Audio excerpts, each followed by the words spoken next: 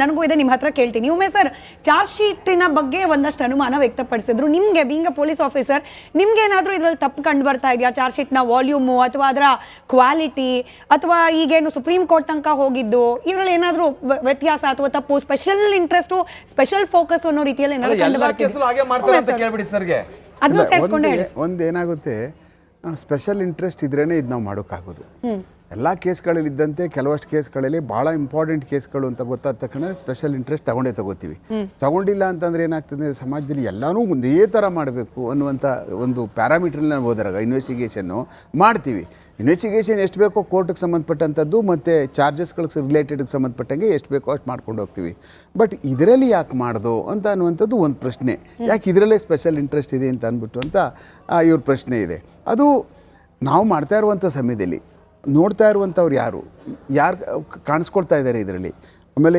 ಯಾರು ಇಂಟ್ರೆಸ್ಟ್ ಇದ್ದಾರೆ ಇದರಲ್ಲಿ ಯಾರ್ದು ಸಾರ್ವಜನಿಕವಾಗಿ ಯಾರು ಇಂಟ್ರೆಸ್ಟ್ ಇದೆ ಆಮೇಲೆ ಇದು ಎಷ್ಟು ಇಂಪಾರ್ಟೆಂಟು ಪೊಲೀಸ್ಗೆ ಈ ತನಿಖೆ ನಾಳೆ ದಿವಸ ಅಕಸ್ಮಾತ್ ಏನಾದರೂ ಹೆಚ್ಚು ಕಡಿಮೆ ಆದರೆ ನಮ್ಮ ಮೇಲೆ ಯಾವ ಥರವಾದಂಥ ಆಪಾದನೆಗಳು ಶುರುವಾಗ್ತವೆ ಎಲ್ಲಿ ಅದನ್ನು ನಾವು ಕಿತ್ತೋಗೋ ರೀತಿಯಲ್ಲಿ ಮಾಡಿದ್ದೀವಿ ಎಲ್ಲಿ ಹರಿದೋಗೋ ರೀತಿಯಲ್ಲಿ ಮಾಡಿದ್ದೀವಿ ಅನ್ನುವಂಥದ್ದು ಎಲ್ಲ ಬಾಣಗಳೆಲ್ಲ ವಾಪಸ್ ನಮಗೆ ಬರೋಕ್ಕೆ ಶುರುವಾಗ್ತವೆ ಯಾಕೆ ಅಂತಂದರೆ ಈ ದರ್ಶನ್ ಅವ್ರ ಮೇಲೆ ಈ ಒಂದು ಪ್ರಕರಣದಲ್ಲಿ ಆಗ್ತಾ ಇರ್ತಕ್ಕಂಥ ಏನು ನಾವು ಸಾವಿರಾರು ಡಿಬೇಟ್ಗಳು ಈಗಾಗಲೇ ಮಾಡಿದ್ದೀವಿ ಬೇರೆ ಕೇಸ್ಗಳಲ್ಲಿ ಯಾವುದೂ ಡಿಬೇಟ್ಗಳಾಗಲಿಲ್ಲ ಅದನ್ನು ಕೇಳ್ಬೋದು ನಾರಾಯಣ ಸ್ವಾಮಿ ಯಾಕೆ ಅವೆಲ್ಲ ಆಗಲ್ಲ ಇದೊಂದು ಯಾಕೆ ಆಗ್ತದೆ ಅಂದ್ಬಿಟ್ಟು ಅಂತ the case is like that because he has got a huge fan base ಸಿಕ್ಕಾಪಟ್ಟೆ ಫ್ಯಾನ್ ಬೇಸ್ ಇದೆ ನಾನು ನನ್ನ ಸರ್ವೀಸಲ್ಲಿ 35 ವರ್ಷದಲ್ಲಿ ಇದೇ ಥರವಾದ ಈ ಥರ ಕೇಸ್ನ ಇದೇ ಫಸ್ಟ್ ನೋಡ್ತಾ ಇರುವಂಥದ್ದು ಮತ್ತು ಈ ಮಟ್ಟದಲ್ಲಿ ತನಿಖೆ ನೋಡ್ತಾ ಇರ್ತಕ್ಕಂಥದ್ದು ಮತ್ತು ತನಿಖೆ ನಡೀತದೆ ತನಿಖೆ ಮಾಡ್ತೀವಿ ತನಿಖೆ ಆಗುತ್ತೆ ಚಾರ್ಜ್ ಶೀಟ್ ಹಾಕ್ತೀವಿ ಬಟ್ ನ್ಯಾಯಾಲಯದಲ್ಲಿ ತನಿಖಾ ಕಾಲದಲ್ಲಿ ಮಾಡಿರ್ತಕ್ಕಂಥದ್ದು ಎಸ್ಟಾಬ್ಲಿಷ್ ಆಗಬೇಕಲ್ಲ ಈಗ ಟ್ರೇಲ್ ನಡೆಯುವಂಥ ಸಮಯದಲ್ಲಿ ಟ್ರೇಲಲ್ಲೇ ನಮ್ಮ ಶಕ್ತಿ ಪ್ರೂವ್ ಆಗುವಂಥದ್ದು ಈಗ ಬಿಡಿ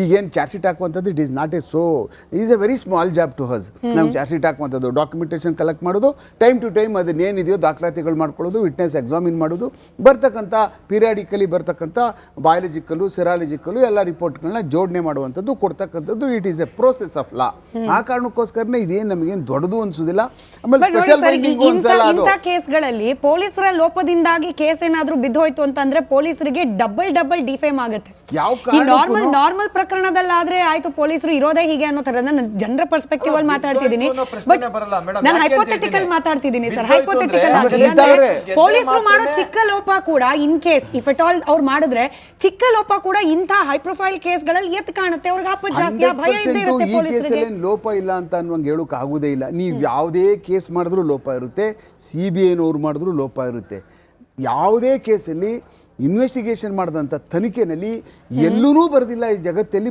ಈ ಥರ ತನಿಖೆ ಹೀಗೆ ಮಾಡಬೇಕು ಅಂತ that is your brain behind of it ಅಷ್ಟೇ ನಿಮ್ಗೆ ಶಕ್ತಿ ಇದೆಯಾ ನಿಮ್ಗೆ ಅದು ಭಾಳ ತಿಳ್ಕೊಂಡಿದ್ದೀರಾ ಭಾಳ ಅದ್ಭುತವಾದಂಥ ಇನ್ವೆಸ್ಟಿಗೇಷನ್ ಮಾಡುವಂಥ ಸ್ಕಿಲ್ಸ್ ಇದೆಯಾ ನೀವು ಮಾಡ್ತೀರಿ ನಿಮ್ಮ ಕೈಗೆ ಸಿಕ್ಕಿದ್ರೆ ಅದೇ ಇನ್ನೊಬ್ಬರಿಗೆ ಸಿಕ್ಕಿದ್ರೆ ಅದು ಬೇರೆ ಥರ ಆಗುತ್ತೆ ತನಿಖೆ ಪ್ಯಾರಾಮೀಟರ್ಸ್ಗಳಲ್ಲಿ ತನಿಖೆ ಮೇಲೆ ಆಪಾದನೆಗಳು ಮಾಡೋದ್ರಲ್ಲಿ ತನಿಖೆನ ತಪ್ಪನ್ನ ಹುಡುಕೋದ್ರಲ್ಲಿ ನೀವು ಇನ್ನೂ 10 ವರ್ಷ ತನಿಖೆನಲ್ಲಿ ತಪ್ಪು ಹುಡ್ಕೊಂಡು ಹೋಗ್ಬೋದು 1000 ಜನ ಮಾಡ್ಲಿ ಈ ಸ್ಕಾಟ್ಲ್ಯಾಂಡ್ ಯಾರ್ಡ್ ಕಳಿಸ್ಬಿಟ್ಟು ಬಂದ್ರು ಸೌಜನ್ಯ ಕೇಸ್ನಲ್ಲಿ ಇವತ್ತು ಕೂಡ ತಪ್ಪುಗಳು ಪ್ಯಾರಾಮೀಟರ್ಸ್ ಹೋದ್ರೆ ಅದು ಯಾವ ಕಾರಣಕ್ಕೂ ಎಂಡೇ ಇಲ್ಲ ಆಮೇಲೆ ಇದರಲ್ಲೇನು ತನಿಖಾ ಕಾಲದಲ್ಲಿ ವಿಚಾರಣೆ ಕಾಲದಲ್ಲಿ ಇದೇನಪ್ಪ ಇವ್ರ ಮೇಲೆ ಆಪಾದನೆಗಳು ಬರುವುದಿಲ್ಲ ಅಂತ ಅನ್ಕೊಡ್ತಿಲ್ಲ 100ಕ್ಕೆ 100 ಇವತ್ತು ಹೇಳ್ತಾ ಇದ್ದೀನಿ ಬಂದೇ ಬರ್ತವೆ ಯಾಕೆಂದ್ರೆ ಅಲ್ಲಿ ಒಳ ಹೋಗ್ಬಿಡ್ತಾರೆ ಪೂರ್ಣ ಪ್ರಮಾಣದಲ್ಲಿ ಇದುವರೆಗೂ ಚಾರ್ಜ್ ಶೀಟ್ ನೋಡಿದ್ದಾರೆ ಕೆಲವು ಡಾಕ್ಯುಮೆಂಟ್ ತೊಗೊಂಡಿದ್ದಾರೆ ಎಷ್ಟು ಬೇಕೋ ಅಷ್ಟು ಬೇಲಿಗೆ ಸಂಬಂಧಪಟ್ಟ ರಿಲೇಟೆಡಲ್ಲಿ ಡಾಕ್ಯುಮೆಂಟ್ ತೊಗೊಂಡು ಅದನ್ನು ಓದಿದ್ದಾರೆ ತನಿಖಾ ಕಾಲದಲ್ಲಿ ಬರ್ತಾವೆ ನೋಡಿ ಒಳಗಡೆ ಯಾವುದು ನಮ್ಮ ವಿಚಾರಣಾ ಕಾಲದಲ್ಲಿ ಅವಾಗೆಲ್ಲ ಉಟ್ಕೊಳ್ತವೆ ಪೂರ್ತಿ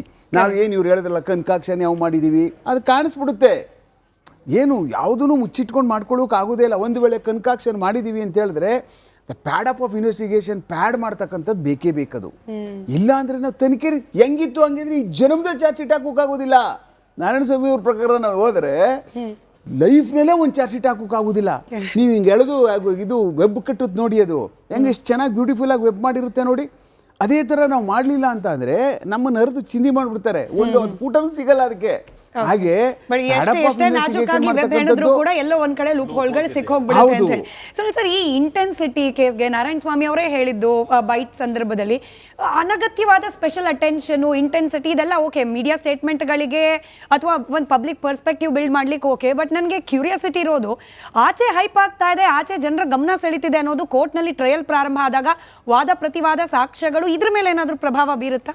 ಖಂಡಿತ ಇಲ್ಲ ಮೇಡಮ್. ನ್ಯಾಯಾಧೀಶರು ಚಾರ್ಜ್ ಶೀಟ್ ಮೆಟೀರಿಯಲ್ ಏನಿದೆಯೋ 262 ಜನ ವಿಟ್ನೆಸ್ಗಳನ್ನ ಸಾಕ್ಷಿ ಪಟ್ಟಿಯಲ್ಲಿ ಮಾಡಿದ್ದಾರೆ.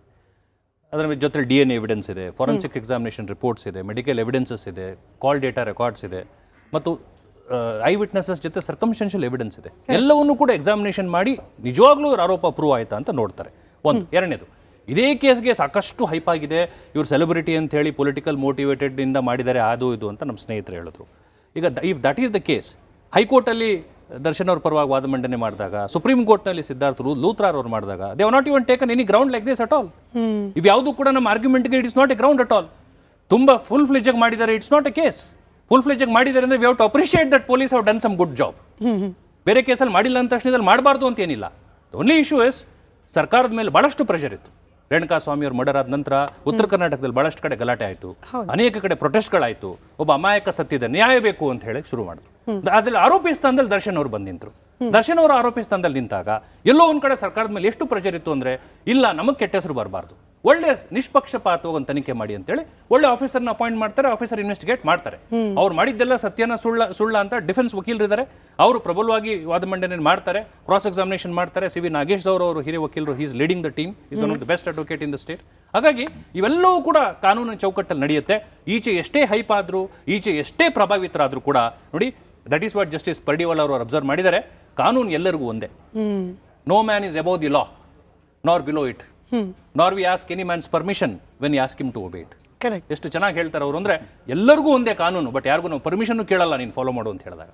ಹಾಗಾಗಿ ಅವರು ಸೆಪರೇಟ್ ಜಜ್ಮೆಂಟ್ ಅಲ್ಲಿ ಒಂದು 2 ಪೇಜಲ್ಲಿ ಬರೀತಾರೆ. ಹಾಗಾಗಿ ದರ್ಶನ್ ಅವರು ಸೆಲೆಬ್ರಿಟಿ ಇದ್ದಾರೆ, ಹಾಗಾಗಿ ಒಂದು ಸ್ಟೇಟಸ್ ಸಿಕ್ಕಿದೆ, ಕೇಸ್ಗೊಂದು ಪ್ರಾಮುಖ್ಯತೆ ಸಿಕ್ಕಿದೆ.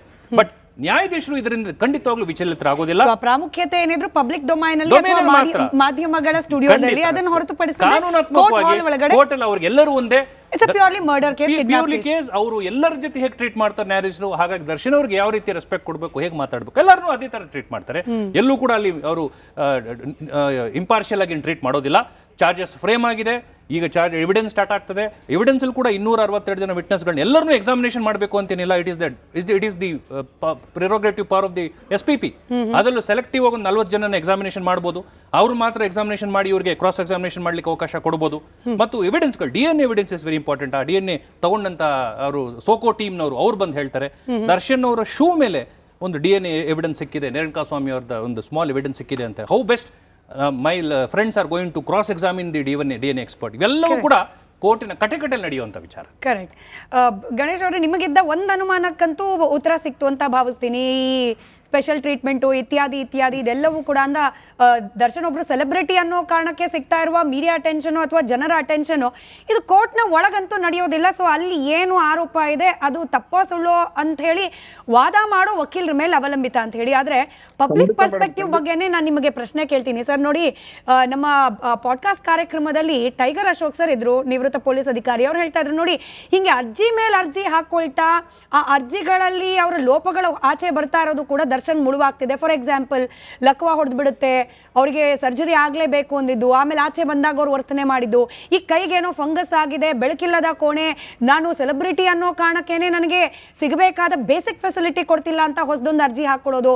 ಹಿಂಗೆ ಅರ್ಜಿ ಮೇಲೆ ಅರ್ಜಿ ಹಾಕೊಳ್ತಾ ಇರೋದು ಕೂಡ ದರ್ಶನ್ ಅವರಿಗೆ ಪಬ್ಲಿಕ್ ಪರ್ಸ್ಪೆಕ್ಟಿವ್ ಅಲ್ಲಿ ಮಾರಕ ಆಗ್ತಿದೆ. ಹಿಂಗೆ ಮಾಡಬಾರ್ದಾಗಿತ್ತು ಅಂತ ಹೇಳಿ ಒಂದು ಸಲಹೆ ಕೊಟ್ಟರು. ಮೇಡಮ್, ಒಬ್ಬ ಆರೋಪಿಯಾಗಿ ಅಲ್ಲಿ ತೊಂದರೆಗಳನ್ನ ಸವಲತ್ತುಗಳನ್ನ ಕೇಳೋದು ತಪ್ಪಲ್ಲ, ಯಾಕಂದ್ರೆ ಅಲ್ಲಿ ಅವ್ರಿಗೆ ಸೆಟ್ ಆಗ್ತಾ ಇರಲ್ಲ. ಹಾಗಾಗಿ ನ್ಯಾಯಾಲಯದ ಮೊರೆ ಹೋಗಿದ್ದಾರೆ ಅಷ್ಟೇನೆ. ಮತ್ತೆ ಈ ಕೇಸು ನಿಷ್ಪಕ್ಷಪಾತವಾಗಿ ತನಿಖೆ ಆಗ್ಲಿ ಅನ್ನೋದು ನಮಗೂ ಇದೆ ಏನೋ. ಜೊತೆಗೆ ನಮ್ಮ ಯಾರೋ ವಕೀಲ ಮಿತ್ರರು ಹೇಳ್ತಾ ಇದ್ರು ಮಹಾ ಗ್ರಂಥ ತರ ಮಾಡಿದ್ದಾರೆ ಅಂತ. ಜೊತೆಗೆ ಅವ್ರು ಎಷ್ಟೋ ಈ ತರ ಮರ್ಡರ್ ಕೇಸನ್ನ ಅಟೆಂಡ್ ಮಾಡ್ತಾ ಇದ್ರು. ಮತ್ತೆ ಅಷ್ಟು ಮರ್ಡರ್ ಕೇಸ್ಗಳಿಗೆ ಯಾಕೆ ನಿಮ್ ಚಾನಲ್ ಬಂದು ಮಾತಾಡಿಲ್ಲ ಅವರು? ಇದೊಂದೇ ಕೇಸ್ ಯಾಕೆ ಬಂದಿದ್ದಾರೆ? High profile sir. ಅವರು ನೀವು ಗಮನಿಸಿಲ್ಲ ಅನ್ಸುತ್ತೆ, ಧರ್ಮಸ್ಥಳ ವಿಚಾರ ಇಲ್ಲಿ ಪವಿತ್ರ ಗೌಡ ಅವ್ರ ಪರ ವಕೀಲರು ಹಾಗಾಗಿ ಕರೆಸಿದೀವಿ. ಬೇರೆ ವಿಚಾರ ಧರ್ಮಸ್ಥಳ ವಿಚಾರ